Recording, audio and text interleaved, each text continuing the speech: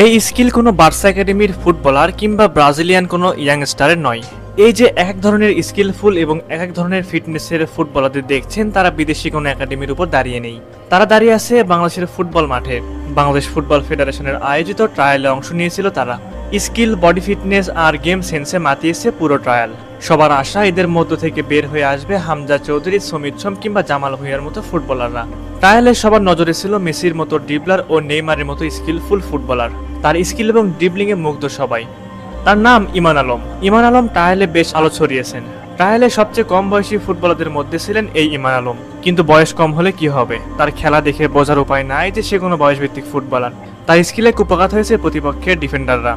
শুধু ইমান আলম নয়, ট্রায়ালে সবার আলাদা নজরে ছিল বিতোষক চাকমা।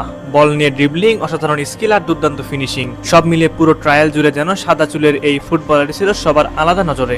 বাফুফের ট্রায়ালে জুনিয়র গ্রুপের ম্যাচে অসাধারণ পারফরমেন্সের সাথে একটি গোলও করেছেন 17 বছর বয়সী এই উইঙ্গার।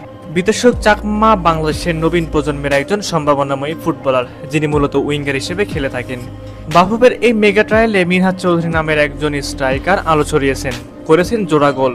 স্ট্রাইকিং পজিশনে খেলা এই ফুটবলার রীতিমতো গোল উৎসব করেছেন ট্রায়ালে। মিনহাজ চৌধুরী লাল সবুজের জার্সি গায়ে জড়ানোর আশায় ইংল্যান্ড থেকে পা রেখেছেন বাংলাদেশে।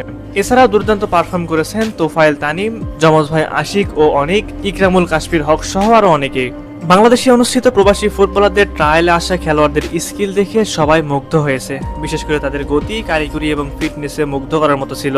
অনেক দর্শক তাদের খেলা দেখে আনন্দিত হয়েছেন এবং আশা করছেন এদের মধ্যে থেকে ভালো কিছু খেলোয়াড় জাতীয় দলে জায়গা করে নিবে। তাদের মধ্যে বিতোষক চাকমা একজন। তবে দুঃখের বিষয় হলো, জাতীয় দলের জন্য একজনকেও এই মুহূর্তে বাফুফে বিবেচনা করছে না। অনেকে বলছেন এটি সিন্ডিকেটের কারণে হতে পারে। মূলত এই ট্রায়ালে 14টি দেশ থেকে আসা 52 জন প্রবাসী ফুটবলার অংশ নিয়েছিল। 3 দিনের ট্রায়ালে তাদের ফিটনেস, স্কিল এবং খেলার কৌশল মূল্যায়ন করা হয়েছে। অনেকেই তাদের খেলা দিয়ে দর্শকদের মন জয় করে নিয়েছেন। বিভিন্ন সংবাদ সংস্থা জানিয়েছে, দর্শকদের মুগ্ধ করার পাশাপাশি কিছু ফুটবলারের মধ্যে নেইমারের মতো ড্রিবলিং করা দক্ষতাও দেখা গেছে।